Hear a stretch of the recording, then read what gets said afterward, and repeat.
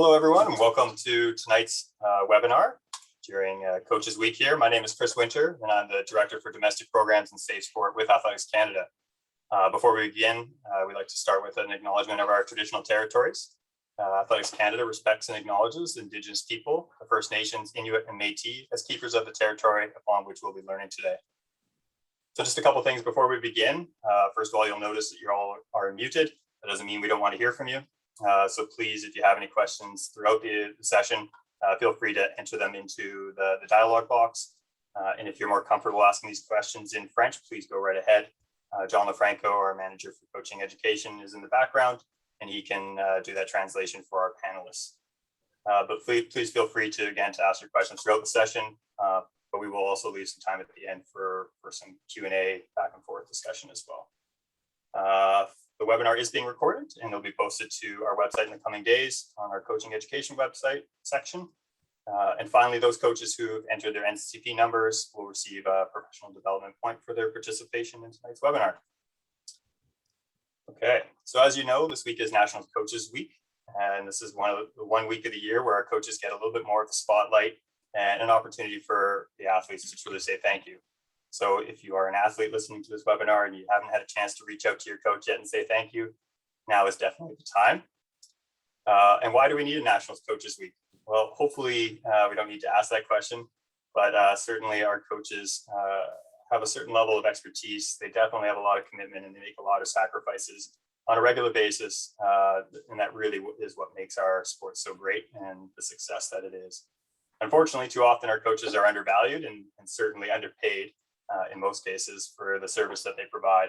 And I think across the board, we really just don't want to take that for granted. So Coaches Week, where we really kind of shine that spotlight on them and say thanks is important.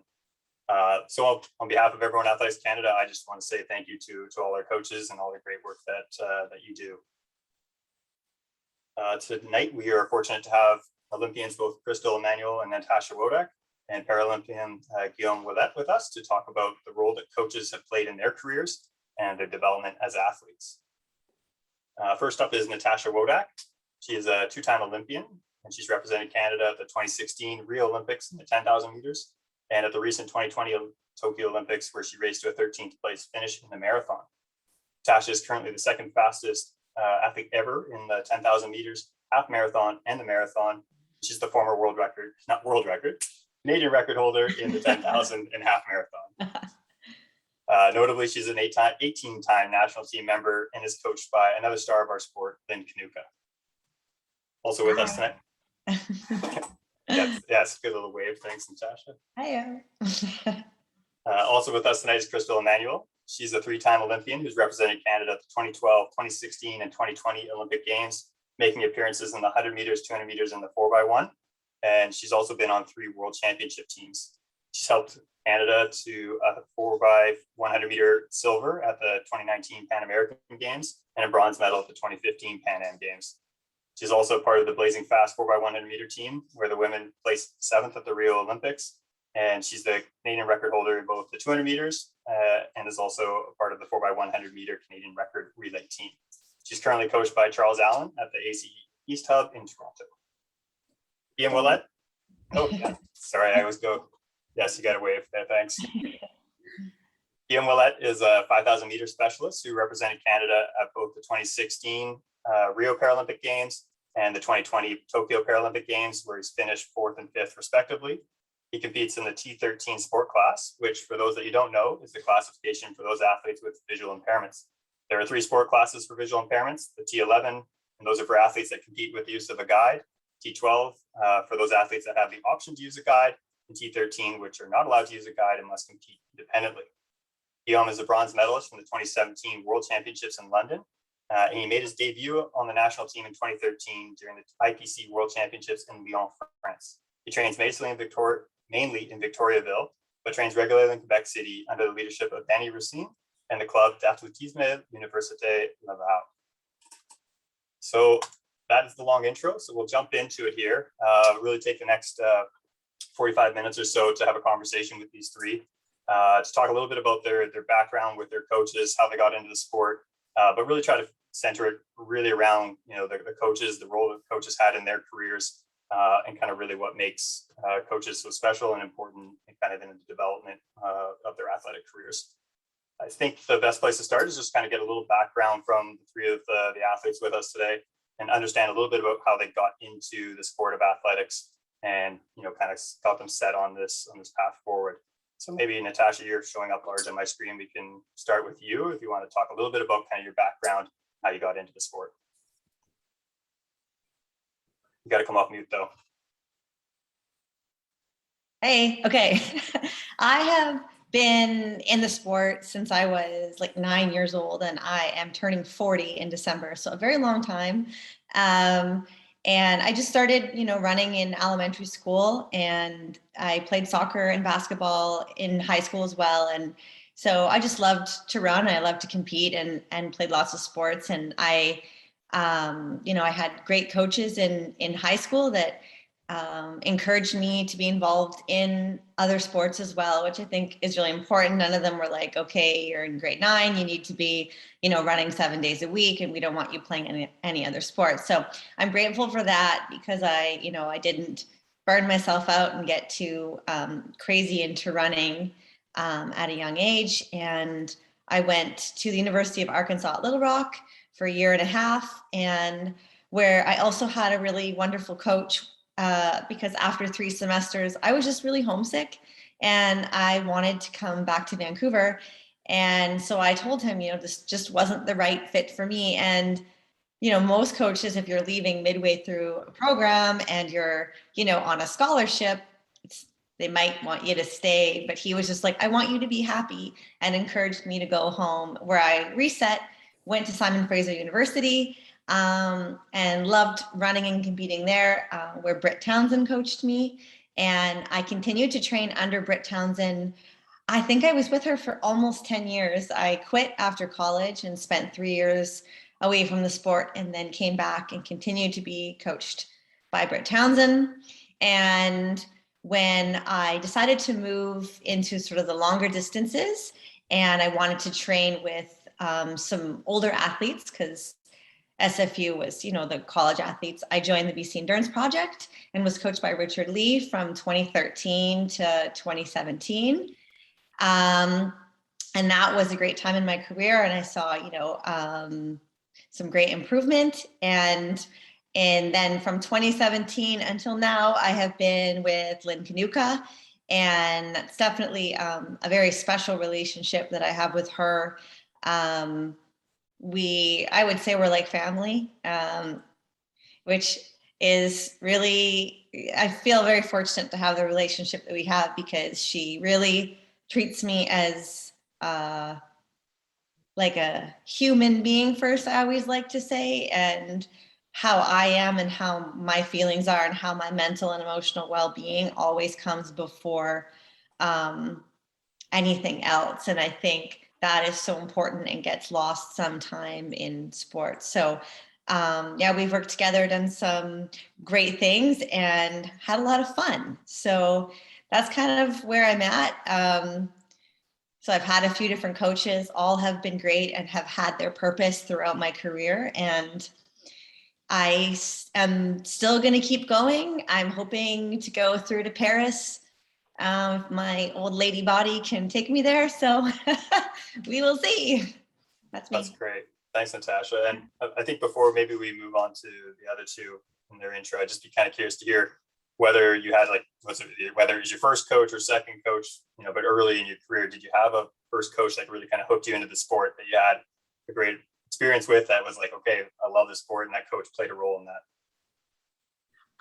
You know what? My very first coach, Sean Calooney, when I was in South Fraser Track and Field Club back in the day, he was a great coach, and he was a lot of fun. And that was my first time on a track team. And I just, I'm grateful to him for encouraging me to, work hard and to be a good little athlete, but also, to do the other sports and things like that, and not take it too seriously. So I think, my very first coach. Yeah.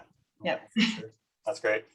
Crystal, I'll go over to you just because you're off mute, actually. You want to tell us a little bit about how you got into the sport and kind of your first experience with your initial coach or one of your first coaches? Yeah, so I started track when I was 6 years old for fun. I was raised in Barbados. So running around, my mom also did track. So my very first coach was my mom. Um, as I grew, my mom, because she was into track and she knew the ins and outs about track, I kind of stuck to that because of her. And I tried everything else. Here in Barbados, we do netball, cricket, soccer, what we call football. I did those, and I wasn't good at it. So I was like, you know what? Let me just stick to the things that I know. I know how to put my foot in front of the other and run. So my mom doing track and my mom, knowing the ins and out about it, I was just like, okay, let's stick to that. But as I got older, she was like, Crystal, let's get ready for practice. I'm like, I don't want to go to practice. And being your mom, you're like, Mom, just can I stay home? Can I stay home? And it's like she knew, like, okay, it's her phase of me being in track and teaching me what I need to know for the beginning of my track career where I got stuck to it. She had to pass me on to a different coach when I moved to Canada. So my mom was my very first coach. That's great. Thanks for that. Guillaume, let's hear from you and a little background on how you got into the sport and your first coach experience. Yes, actually, I have a kind of a different path than Crystal and Natasha. I started running really late in like probably when I think it was in 2010. So I was 24 at that time.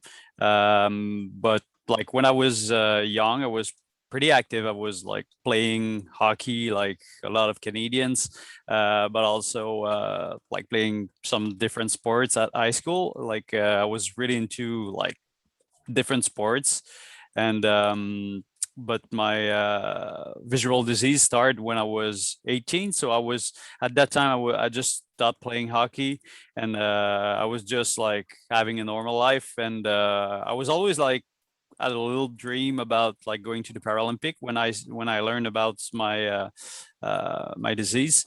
So couple of years after that, decided to start running and try to break the big 40 minutes barrier for the 10K at our race weekend,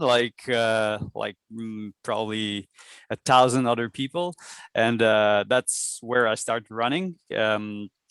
Like it was really like for fun at first, and then I finally was able to break to break the 40 minutes, which was kind of fun at first because right now it's like basically my normal pace when I'm go for an easy jog. So and a couple of months after that, I met my first coach, Jacques Hens.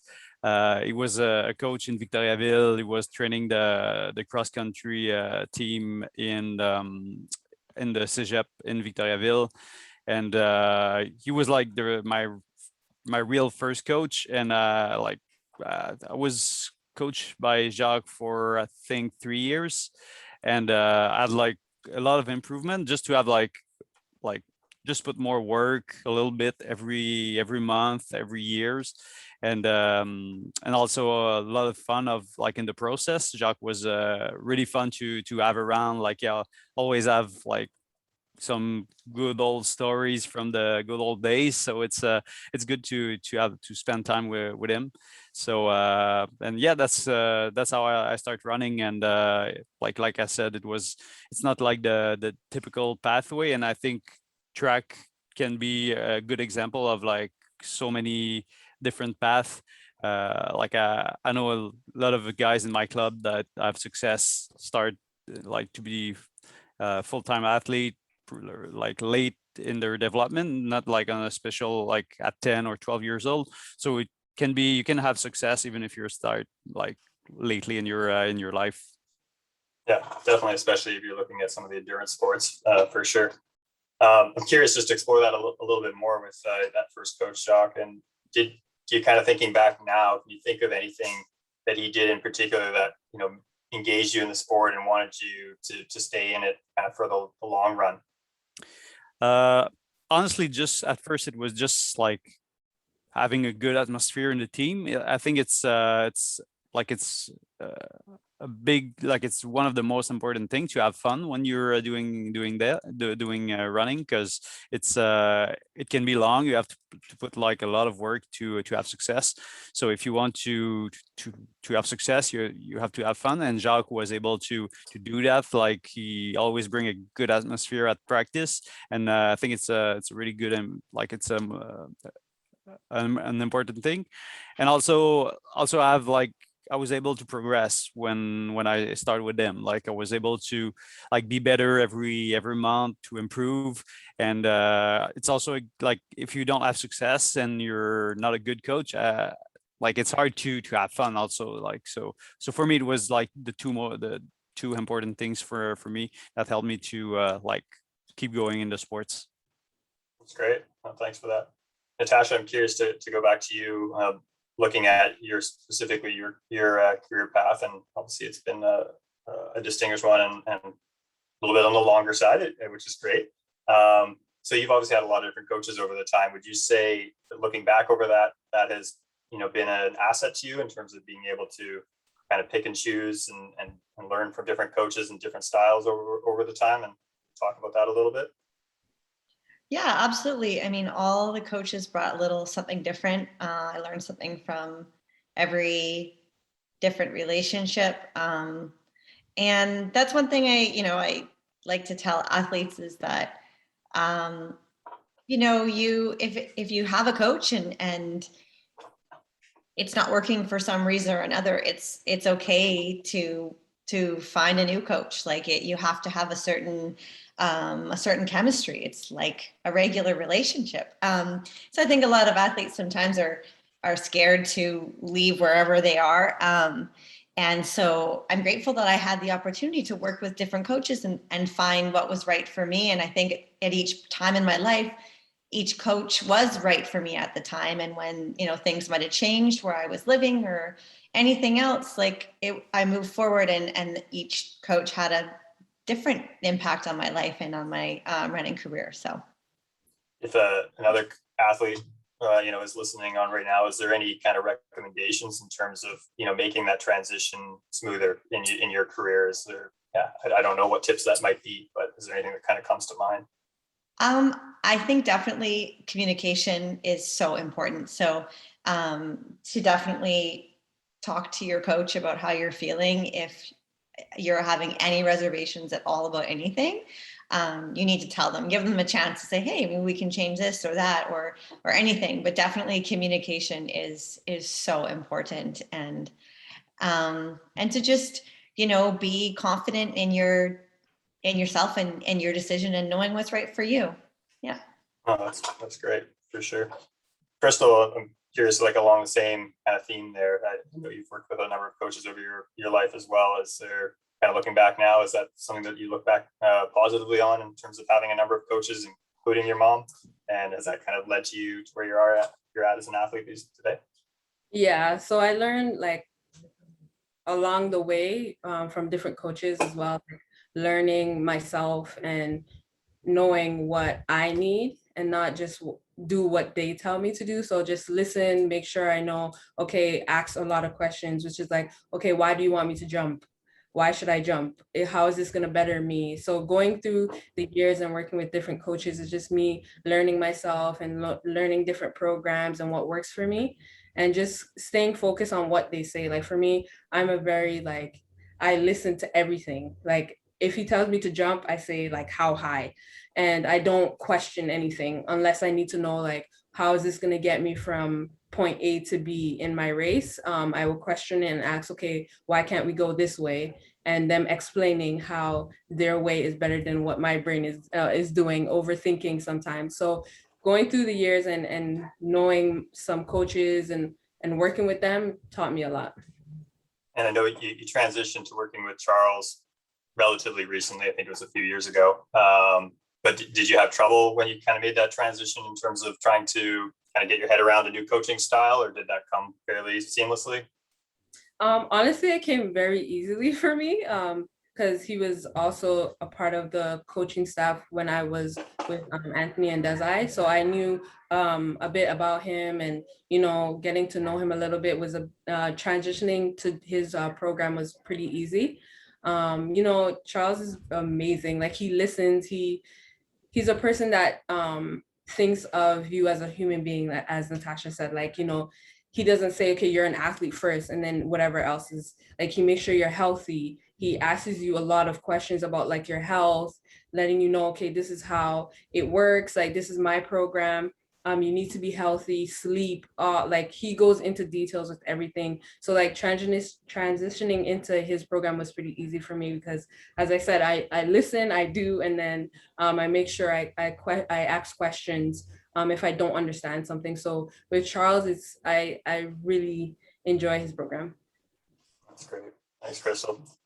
Can I say something? I like what Please. Crystal was saying, because I feel like she's saying you have to trust your coach, which I think that she is saying here is like, we trust our coach, but also at the same time, don't be afraid to question some things if you're feeling, well, I want to know why I'm doing this. Like, and you should be able to have that communication with your coach and say, hey, like, well, why am I doing this? And then they explain, then you say, okay, I'm going to do it.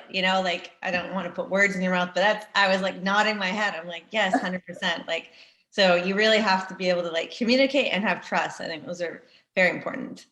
Yes, I agree. Yep. That's a theme I was going to get into later, but as soon as you brought it up, Natasha, I think it's worth looking at now. This word trust is huge. And it kind of comes along with confidence as well, like having confidence in your coach and having trust in them. And I kind of wonder, and this might not be an easy one to answer, but like, where does it come from, right? I mean, like, sometimes it's because they've worked with another athlete or something like that. But how do you build that trust and that kind of confidence in your coach? That could be Crystal, it could be Natasha, or I don't know. For me, the trust and the confidence for me comes with, I remember through the years, like, I had to learn to not only trust my coach, because I was a person that was like, okay, Charles, what do I need to feel? Like, he can't feel for me. He shouldn't tell me what I should feel. I should feel it for myself. But going through, I was always like, I was a person that was like, okay, I feel that. Yeah, I feel what you're saying. And then one year, 2019, I had to take the ball. Like, I trust you 100%. Like, I trusted Charles from 2017 to 2019, but then something was kind of shaky where it's like, okay, I do trust you, but why am I trusting you to tell me what I should feel? And that's where like the communication comes in that Natasha was talking about. Like, I trust you 100%, but I shouldn't be asking you what I should feel in a race or when I'm warming up. So I had to get confidence in myself and then be like, okay, I trust you, coach. This is what I feel, instead of him telling me what I should feel. And I was like, okay, I have to take the ball in my court now and tell you, and for you to understand me. And I found my way, and Charles finding the trust in me to go to meets on my own and being like, okay, I seen this in your race. Did you see that? And I was like, yeah, I can explain to him now, okay, this is where I went wrong. And he's like he's shocked, like, wow, did I teach you that? And I was like, that's where the confidence came from. So like trusting him and being able to take that confidence from him and learn from that was a big part for me. For sure. I think that was huge. And that was something that was in my mind, I was thinking as well, is that trust at some point needs to be mutual. And he needs to, or whoever your coach is, needs to have trust in the athlete as well at some point, because they're going to know things that the coach can never know, can never feel, that sort of thing. Guillaume or Natasha, anything kind of to add on to that kind of idea or theme of trust? Yeah, for me, it was like when you're decided to work with a coach. Like for me, when I made the decision, like the trust was already there. Like, I mean, I know that like, okay, this coach have like a lot of success. He proved that he can like do well. So when I decided to do a switch or like to work with a new coach, like I really trust the process, everything. But at the same time, you have to like, if you have some doubts or some question about why I'm doing that, it's totally okay to ask. But for me, it was like when I made the decision to switch, I'm like 100% in it, and like the trust is there for the whole ride. So but it can be hard for like a younger athlete who's like, you know, sometimes you're start to work with a coach at, like, you go to a club, pick a group of training, and then start with a coach. But you're not like, when you're 13 or 14 years old, you're not like, okay, I'm gonna work with that coach because like you have like an enormous resume, or so it can be hard for like younger athletes to build the trust with their coach. But like Natasha said, and Crystal, communication, it's so important uh, to build the trust with a coach, because it's when you start like to have like big doubts and like on a regular basis, maybe it can be like it's too late, and you can like you should like maybe sometime looking for another coach or something like that. But and at the same time, yeah, I wanted to say that like the athlete need also have like kind of not it's, you have to know what you're doing, so to know, okay, it's I'm doing that because of it. So like ask a question to your coaches, it's really important. So so yeah, that's how I trust my coach, and like how I'm processing everything. Yeah. Yeah, well, that's great. Natasha, there's got to be a comment or two around trust, and especially the relationship I know you have with Lynn and how that developed or came about. Yeah, I mean, Lynn has been like a mentor to me since I was a little girl. So when I was transitioning in 2017, I went to her as a friend. And so I already had an established friendship. And, you know, it's hard, I find, as an older athlete, when you've done certain programs and you've done a lot of things and you have had success, to start something new and just be like, okay, this is different, because when I started training with Lynn, it was different training. And, you know, I was like very uneasy in the beginning, like, is this going to work? Like, I just was constantly sort of questioning things, like more on the inside. But I think the trust, you know, it evolves as you are successful. So I think that, and you're healthy, right? And so year after year, I continued to improve, and I was successful. And it was just, you know, we kept the trust kept building. And, you know, eventually it was just sort of like, she says jump in, and I say how high, and because it's worked. And but it is one of those things, it's like any relationship, like with your partner, you know, it takes time sometimes to really get to that level where you can just trust them. And I think another factor now, more than ever, is like Strava.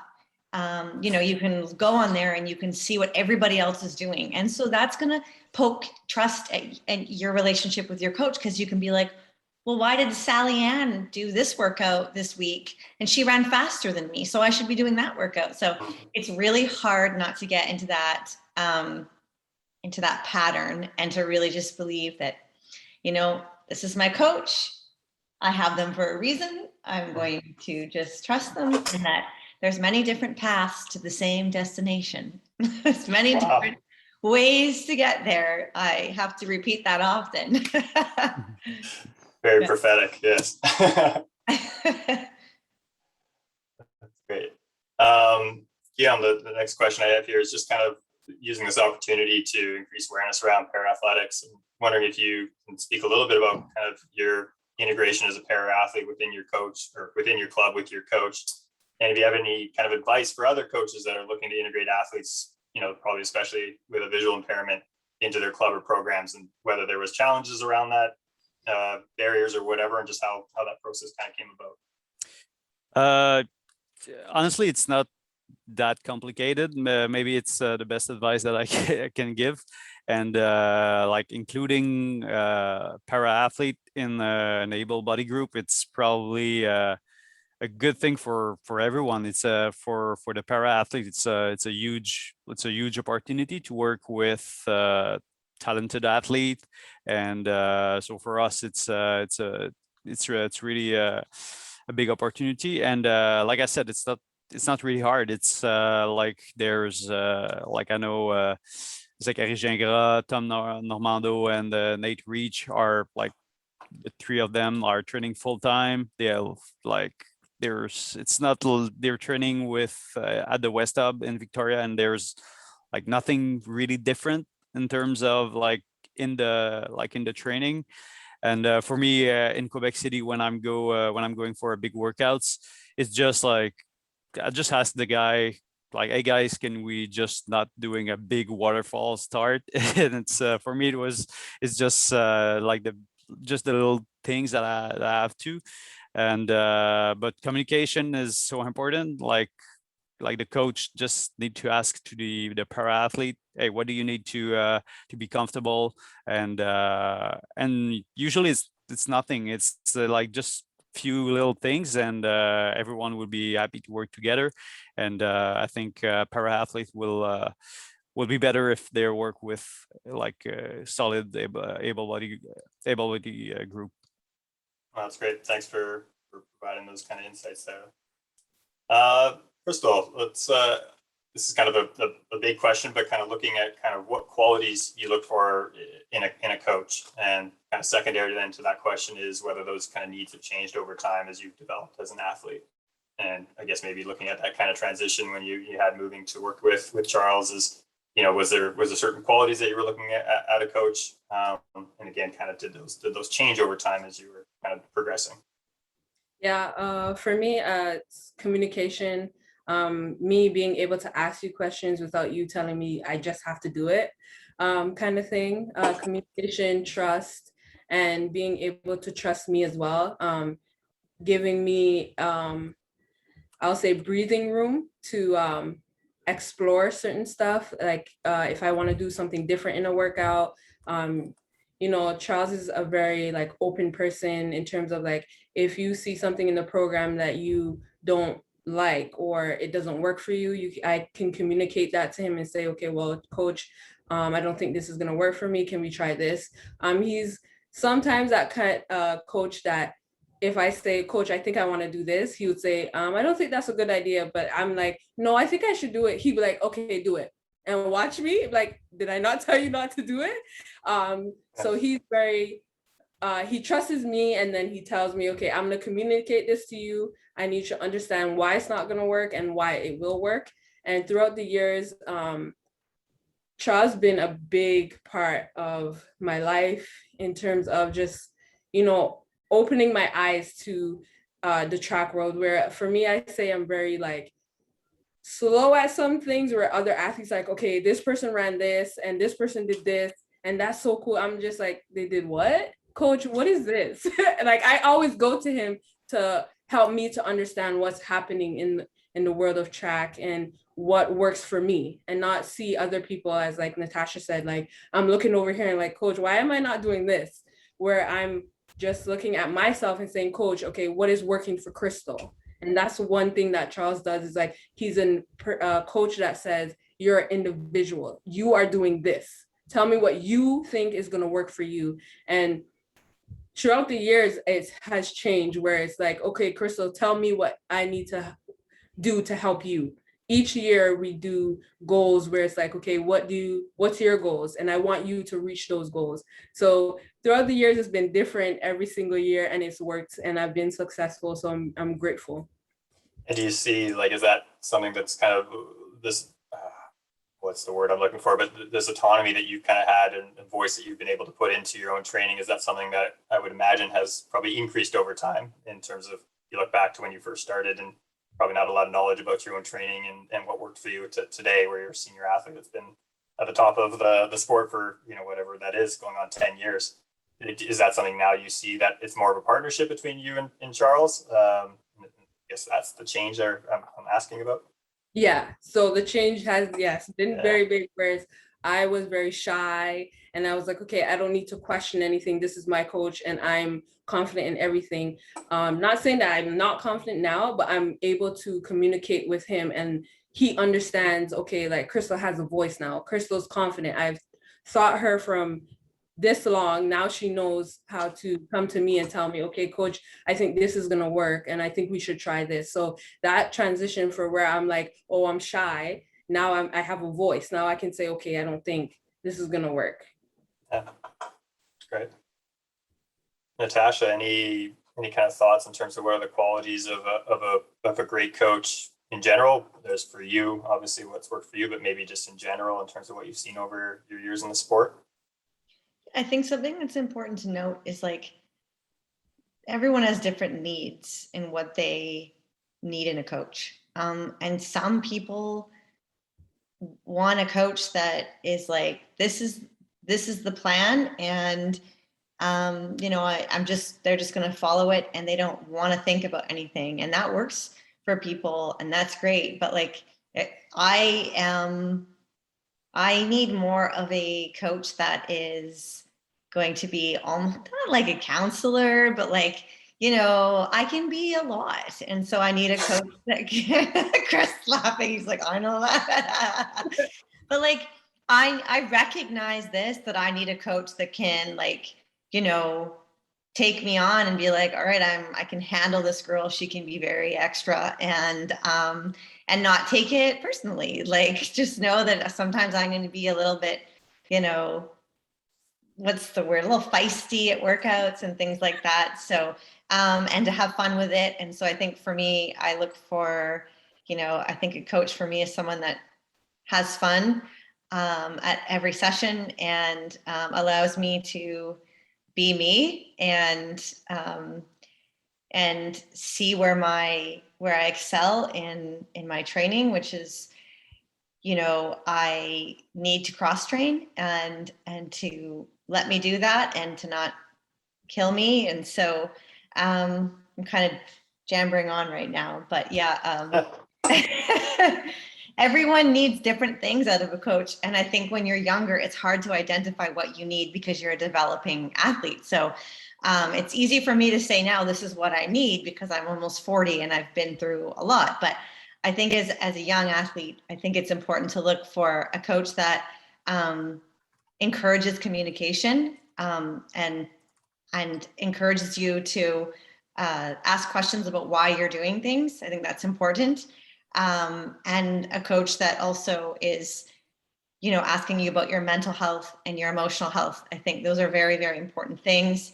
And I also think for, I'd love to see more female coaches coming up, and having a female, if it's not going to be your main coach, having a female mentor in the picture for a female athlete, I think is also very important for especially young, developing female athletes. Yeah, for sure. No, and that's an interesting point, and I don't know if there's anything to elaborate there, but I wonder, did that play into, I mean, I think, well, you'd worked with Britt as well, so you've actually worked with a couple of female coaches over your career, which doesn't happen very often because we don't have that many female coaches, especially working at kind of more the high performance level of the sport. Yeah. So I'd like to eventually be a high performance female coach. So well, good thing John's in the background. He's going to pick up on that. And hey, I'm taking all my courses. Starting my courses. That's great. Great to hear. Guillaume, is there anything while you're listening to Crystal and Natasha talk? Is there anything you'd like to add on that? Yeah, I think like the most important things, it's like Natasha said, it's like every athlete have different needs, and like for me, it's not like to have like all the attention of a coach. It's more like a coach who can like put a good training group, a good environment, and so I can like work with like a big training group, and that's where I'm at my best, and I love to like train with other athletes. So like a coach who's able to like to put a good chemistry at training is I think it's really important things to me. And but like all the other things also, but like for me it's one of the important things. And of course communication, but like for me, I'm not like, I'm just like usually easygoing, just like I know what I have to do. I'm like not the guy who's like talk with my coach an hour after the practice. It's like it went well, it went bad. If so, let's move on to another one. Let's forget this one, and that's it. So, but I know that like it's not everyone who's like that, and every like we said, every athlete has different needs. So I think a coach who can like be adaptive or be versatile can be like the really important for athletes. It's actually, you brought up a good point here that I wanted to raise, is just talking about kind of how coaches kind of manage those highs and lows that come with our sport inevitably, especially if you've been in the sport as long as the three of you have.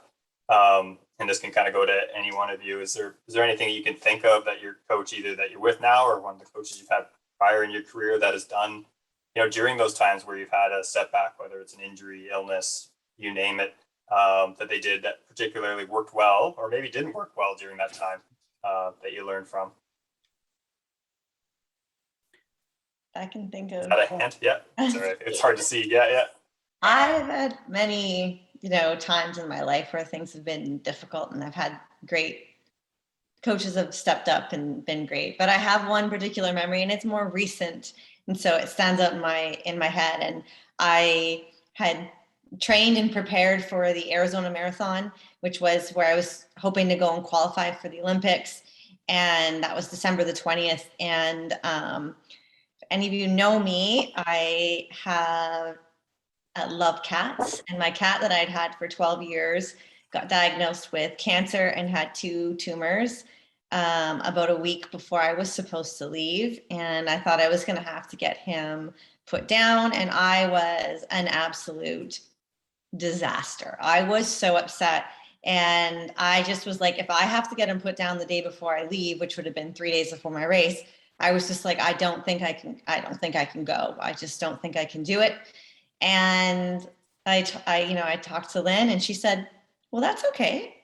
She's like, we need to just take care of you and make sure that you're okay. And you're done the training. You'll race another day. And it was just like, no big deal. She wasn't like, no, you have to go, you have to do it. But just by her saying that made me feel this huge sense of relief. Like, okay, like I just need to take care of myself. And, lucky for me, my cat lived another month, and I didn't have to get him put down. But I just remember in that moment just crying to her, and her just being like so wonderful and understanding, and not trying to force something out of me that I wasn't willing to do and I couldn't. So that was, I think, a special moment for me, and meant a lot to me to this day. So For sure. No, I mean, that's obviously a pretty crucial moment where, like, you look at a coach could easily look at the time you just put in preparing for that singular race and go, well, like, you have to do it, just put that out of mind. It's time to go. But it's like, well, fortunately, you're a human being with human feelings, and, you can't just forget about your cat at that moment. No, and she knew me well enough to know that, like, I wouldn't be able to perform in 3 days if I had to get him put down. Like, it's a marathon. It's like you have so much time to think. And I just I could picture it when it started to get tough, me just starting to cry and dropping out. And that would have been an awful, horrible experience. And so she just recognized that and was like, no, like, we won't go, and you'll just be fine. But thankfully that didn't happen. And I got to go, and it was fine. So Crystal or Guillaume, anything you can think of from your career? I think maybe like sometimes you have some low, some high. Like dealing with high, it's not that hard, I think, for a coach, but it's mostly like dealing with like low, like the low moments when you're not having the result that you want to and that you work so hard to. And I think from a good coach, it's probably to be able to know what your athlete needs to hear at that point. And sometimes it's just like okay, like just talking about the situation. Sometimes it's just okay, it's not the time about like talking about this situation. Let's talk like maybe 2-3 weeks from now, where it's you're not ready to talking about it right now. And I think just like be able to talk about the situation, or just be able to know that it's not the good time to talk about it. And I think it's a good quality for a coach to have for sure. Not to put you on the spot, but just thinking in your career, especially like you in 2017, you won this bronze medal at the Para World Championships. Like that had to be an example of where the sport was pretty high. And wonder if there's anything you could think of in terms of how your coach managed that, especially that transition into the fall afterwards, where I'm sure you're trying to get back into training and get back into the long runs and stuff. And do you remember, was there anything that was kind of done differently after having that, big success? Usually it's there's no like big Diamond League circuit in para athletics. So after a world championship, I take my yearly break. So right after that, it's just like rebuilding, start a new year. So but it's also at the same time just thinking about the future and start to think with your coach, okay, what I'm gonna do to stay at that level or to be better. And that's what I did with Felix in 2017, and that's why I'm doing like after every big year, it's like, okay, what I'm doing next year or the next 4 years to be better, to be like to close the gap between me and the top guy in my class. So I think to have like, even if it like goes well or it goes bad, I think you have to sit with your coach after the peak or the most important competition of the year, and to set up like the next year, and also like look behind, okay, what we did last year that didn't work or worked. And I think it's a conversation that every athlete needs to have with their coach. And it's also important for athletes to understand what they're doing. So and what's the like, how can I be better? And it's going to be helpful for like the relationship between the athlete and the coach. That's great. Crystal, anything to add on this one, or I can lob the next question at you? Yeah, so for me, my moment was 2019 with Charles. What showed me that he knew I was a person first and not just an athlete running. World Championships, in 2017, I made the finals, my first final in 200, super excited. 2018 went by. 2019, I was in a place where I was like, okay, all eyes are on me. Like everyone's expecting me to make the finals in 2019. And like my world was all the way upside down. I was all over the place. And semifinals, the heats went by, it was a bit shaky for me. And he looked at me, he was like, you're off right now. Like, take the time, figure out what you need and what is missing for us to have a good 200 meters. And I had to sit down and figure it out on my own. I was crying. I was looking back at each race, like, where did I go wrong? Everyone's watching me. Like, I'm doing so poorly. And then I had to like legit sit down, look, like take a step back and be like, okay, what is Charles asking me to do? Execute a good race. First, prepare, which is warm up comes first, and then prepare for a good 200. And him just telling me, okay, you need to sit down and tell me what Crystal needs. And I was like, okay, I'm crying. He's like, okay, take a second. And, by time you get to the semifinals, I need to know your plan. I'm not going to give you a plan. You give me a plan. And him just telling me that just gave me the confidence in myself to tell him, okay, this is what I need. This is what I'm going to do. And I had the best 200 in that season. And I was like, wow, like I can have confidence in myself because coach told me to sit down for myself and not him pushing me saying, okay, this is what we need to do to be better. And that gave me more confidence in him to know that, okay, I'm a human first. I need to find my flaws in my execution or my program and come back to him. And then he'd be like, okay, I agree. And him being confident in both our ideas. That's great. And I mean, I think both, all three of you have said it, but I think, for coaches listening in today, I think it's kind of interesting to hear that, all athletes at any level of the sport have these challenges they come with. And as both you and Natasha mentioned, there's times in recent times where you're broken down in tears, and it's like, I think some coaches might think that it's, you know, the best athletes in the world like yourselves, like are, you know, just iron fisted and just, you know, don't have these challenges. But the reality is we're all human and we all do. So that's great to hear. Just looking at the clock here and needing to just move on. I'm curious to go over to you, Natasha, for this question to start at least, and looking at kind of what advice you'd have now looking to provide to developing coaches or younger coaches. And I come to you first, and that you did mention that you're yourself looking at some point getting into being a coach. And I wondered, you know, with the years that you've had in the sport, if you've you know, reflected on that in terms of what you would bring into your own coaching, and what are the things that you'd want to share with other coaches?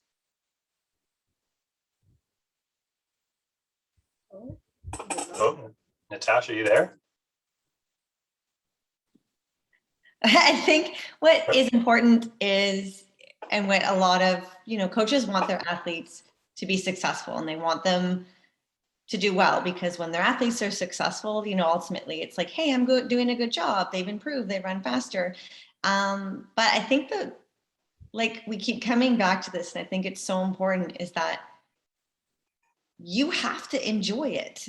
You know, we get one life to live. And if we're going to do this, you want to enjoy it. You want to be successful. Yes. But if you're not enjoying it, what's the point really? You know, and it goes with all levels of athletics. Like, if the young kids are coming out to practice and they're hating it, well, you need to be like, okay, well, how can we change this to make this kid enjoy it? Like, what does he want to do? You know, obstacle courses instead. Like, let's make it fun. And I think if you can find what really makes your athlete tick and what makes them happy and what makes them enjoy it, you're going to find the success. So I want to be able to, you know, be intuitive with my athletes and find really what makes them happy and what's going on in their life, and get to know them and really take the time to make sure that they are in a good place, and that that they're enjoying the sport. And so that's what I would like to do. I'd like them to run fast, of course, but I want to make sure that, you know, this is awesome, because I've got to enjoy the sport as well and see success. So I want other people to have that same experience. For sure. Guillaume or Crystal? Yeah, I'll go with like talking about fun. It's just having fun at the practice. Just set up a good environment. I think for a young development coach, it's really important. And but at the same time, you know, like, you all know all the commitment that you have to do to be like a high level athlete. And if it's not coming from the athlete, it's gonna be hard. Like, even like if a coach like asking a young kid, hey, you're gonna love running, but if he's not like loving it, it's you know, running, it's have to come from yourself, from the inside, I think. And it's sometimes, like, some coach, when they see talent, or when they see some young kids, they just want to put some pressure to try to love the sports. But at the end, if the kid's not loving it, it's gonna be hard to have success on a long period of time. So for me, just set up a good plan and like a good setup for the practice, and I think like the athlete is gonna love it. And if some athlete will not, like, they just don't love the sports, it's not the end of the world. It's you know, that like all the commitment that you have to do to be successful in the sports. So it's like I said, it have to come from yourself. And the other thing, it's I don't know if it's the same thing like around the country, but in Quebec, there's a lot of coach are like really into it, like into time splits, and like especially during the race. Maybe during like a race, it's a race, like we said, like just win the battle.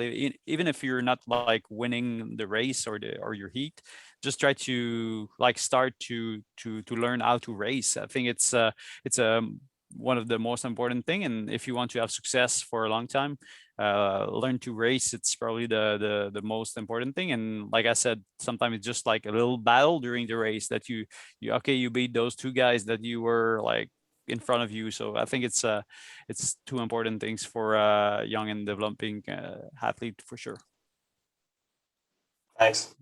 Crystal, anything to add on there? And I might kind of tweak it a little bit to think of, for that developing coach, it's one thing to say, oh, just make it fun. But, in our sport isn't inherently fun sometimes. Is there anything you can think of that, as a young coach that they can do to make the sport more fun and to kind of get those athletes kind of hooked into it? Yeah, it's like Natasha said, mentally and physically, like get to know your athlete, ins and outs,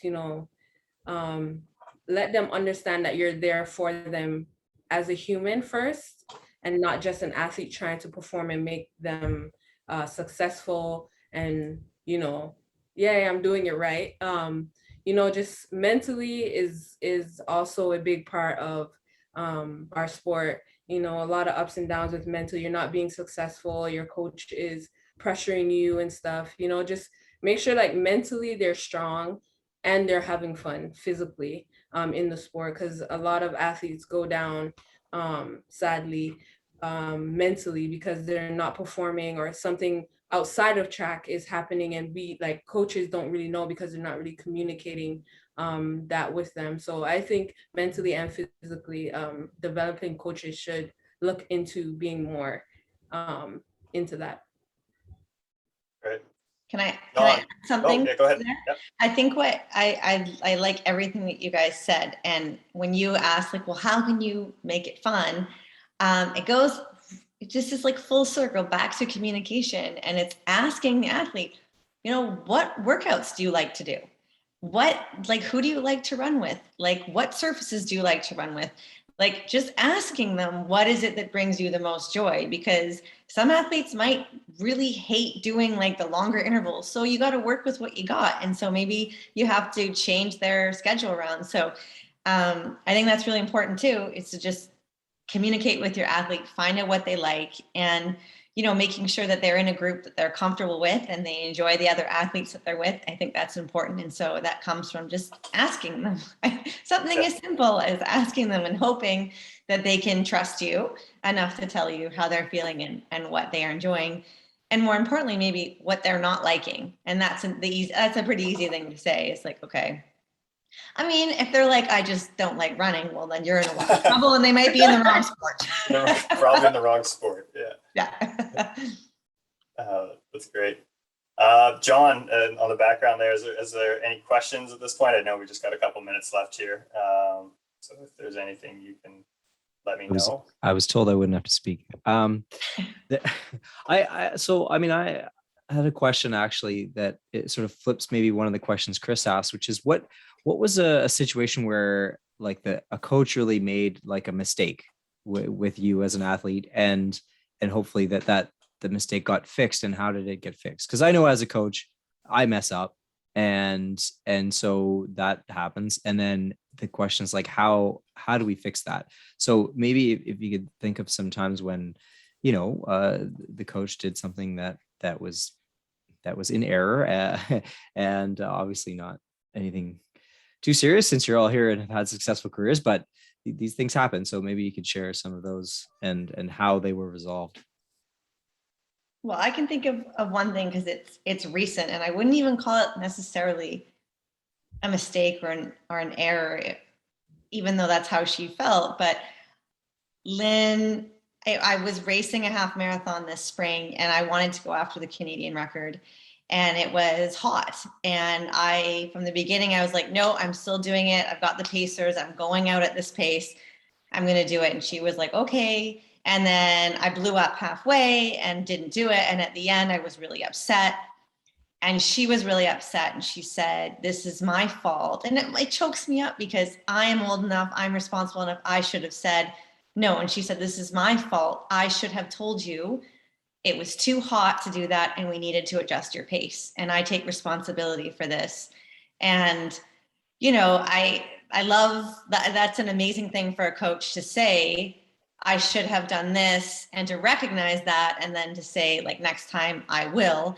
And that was, I was like, no, I should have been smarter. But she was like, no, it was my job to tell you not to do that. And as a result, I was very upset and blah, blah, blah. But that's maybe an example that I have. And I could see that being something many coaches struggle with, is because an athlete is like, no, I want to go out and I want to run this race because I'm this fit and I'm this ready. And then it's kind of like the coach is like, well, what do I do? Like, I want them to run well, but inside coach knows it's a bad plan, so.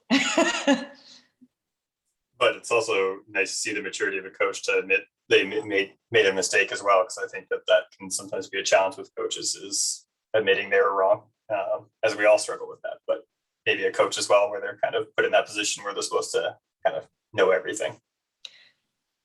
Yeah. A lot of pressure on our coaches, man. A lot of pressure. Oh yeah, job gets harder every year. Uh-huh. Yeah, I think looking at the clock here, we are just after 5, so or 5 o'clock at least on the West Coast. I think we probably can leave it there, but I did want to give an opportunity if the three of you wanted to thank anyone in particular, especially on this week of National Coaches Week, if there's anything you wanted to say before we sign off, and obviously thank everyone for attending today's session as well. But maybe Natasha, we'll start with you because you're large on my screen at least. A big thank you to everyone for listening, and to all our coaches out there for all that you do. As Chris said, the majority of you are very underpaid for the amount of work and heart and soul you put into us athletes. So much love to all of you coaches, and in particular to my Lynn. I love you. You're the best. And I'm just so grateful for all of the coaches that have been in my life and have helped me become the athlete that I am today. Awesome. Crystal, anything? Thank you everyone for listening. I hope we gave some insight on how our coaching and how we are being coached as high performance athletes. I want to say thank you to Charles for putting up with me. It's sometimes hard, sometimes easy, sometimes fun. So I want to give him a big shout out and tell him thank you. Great, thanks. And Guillaume? Same thing. Thanks everyone for listening, and thanks to all the coaches that I had in the past. First, Jacques Hines. He's the one that really get into me into the sports. Félix Antoine in Quebec City. I learned a lot between in those I think 7 years. And Danny Racine, who's my coach right now. I see him really often. We work a lot together. Big thanks to everyone. They at some point they give me a lot of things. I learned a lot from them, and also all the coach on the national team. When the personal coach are not there on the national team, it's good to have some coach around just to give some types, some tips, some advice, or just do easy things, or just put some insert in their ice vest. So it's all those little things. That's thank you for everyone, and hope you enjoyed the webinar. Great. Thank you all for giving up your time and sharing your stories with us, and all the best in your training over the fall and into the next year. Thank you. Thank you. Thank you. Good night, everyone. Bye. Bye. Bye.